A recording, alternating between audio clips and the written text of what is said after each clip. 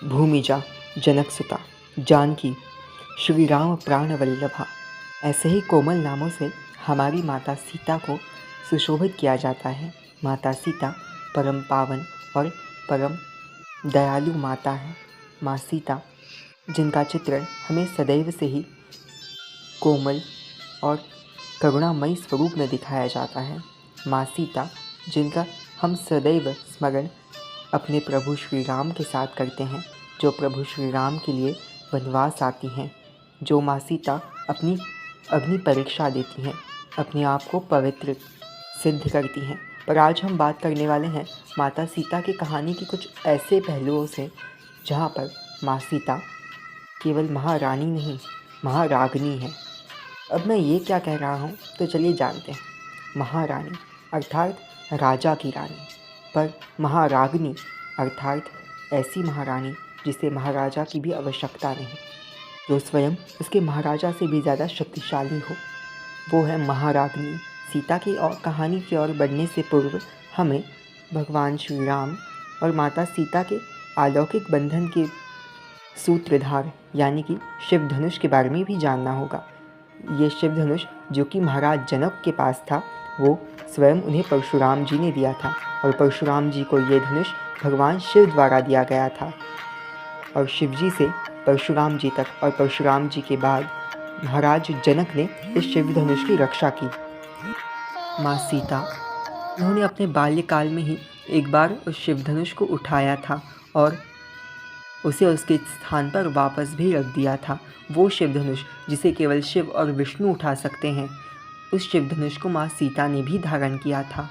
इसी से माँ सीता की अलौकिक शक्ति के बारे में हम अनुमान लगा सकते हैं। माँ सीता कोई और नहीं, स्वयं जगत जननी, जगत माता माँ महालक्ष्मी थी, जिन्होंने अपने नारायण को पूर्ण करने के लिए माँ भूमिजा के रूप में जन्म लिया। माता सीता की कोमल छवि से तो हम सभी पर परिचित हैं, पर माता सीता के उस शौर्यवीर और महाशक्तिशाली स्वरूप के बारे में अब चलिए जानते हैं। माता सीता वैदेह की राजकुमारी थी, और इसलिए उनका एक नाम वैदेही भी है।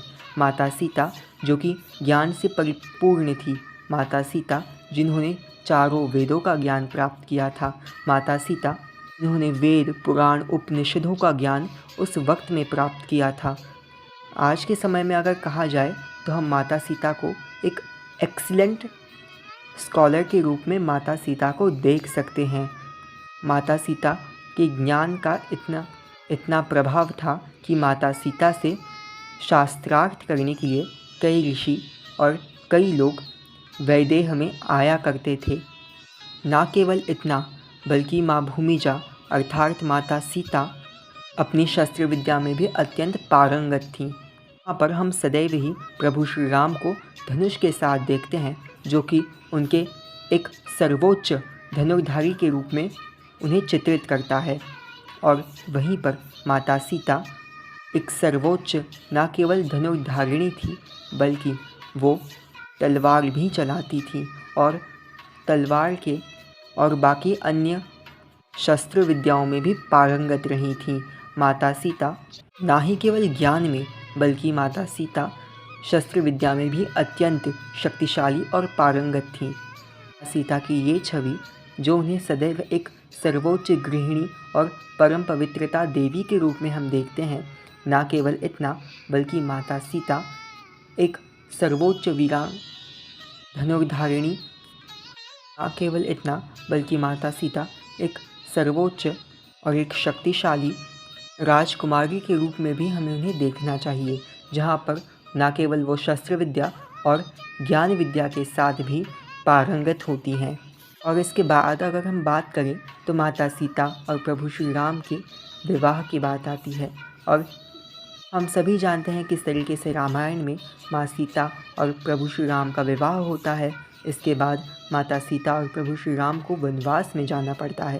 पर संपूर्ण रामायण की कहानी के अंत के पश्चात हमें माता सीता का एक सर्वोच्च रौद्र भयंकारी स्वरूप के बारे में हमें पता चलता है, जहाँ पर हम बात करने वाले हैं माता सीता के काली स्वरूप के बारे में, जिसके बारे में हमें अनंत रामायण में उल्लेख मिलता है।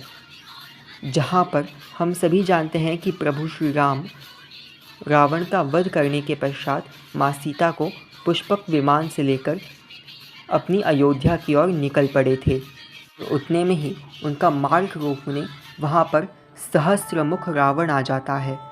अब आप सोच रहे होंगे कि ये सहस्त्रमुख रावण आखिर कौन है। वास्तविकता में प्रमुख 3 रावणों के बारे में हमें पता चलता है। सबसे पहला दशमुख रावण, यानी कि वो रावण जिसका वध प्रभु श्री राम ने किया। और इसके बाद आता है अहि रावण, जो कि पाताल लोक का राजा था, जिसका वध हनुमान जी ने किया जब उसने रावण के कहने पर प्रभु श्री राम और लक्ष्मण जी को मूर्छित कर पाताल लोक में बंदी बनाकर ले गया था। और हनुमान जी ने अपने पंचमुखी स्वरूप में अहिरावण का वध किया था। और इसके बाद आता है सहस्त्रमुख रावण, जिसके सहस्त्र मुख थे और वो एक महाशक्तिशाली असुर था। अब वो आता है प्रभु श्री राम से रावण के वध के बदला लेने के लिए। और इस युद्ध में जब सबसे पहले लक्ष्मण जी सहस्त्रमुख रावण की ओर बढ़ते हैं, तब सहस्त्रमुख रावण लक्ष्मण जी को मूर्छित कर देता है। इसके बाद हनुमान जी भी इस युद्ध में मूर्छित हो जाते हैं।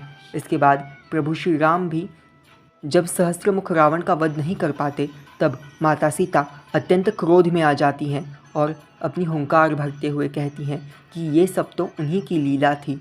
सहस्त्रमुख रावण को सामने लाने के लिए रावण के द्वारा बंदी होना और अशोक वाटिका में बंदी रहना, ये सब कुछ उसी सहस्त्रमुख रावण के वध के लिए था। न केवल इतना, बल्कि धर्म की स्थापना के लिए इन तीनों रावणों का वध होना आवश्यक था।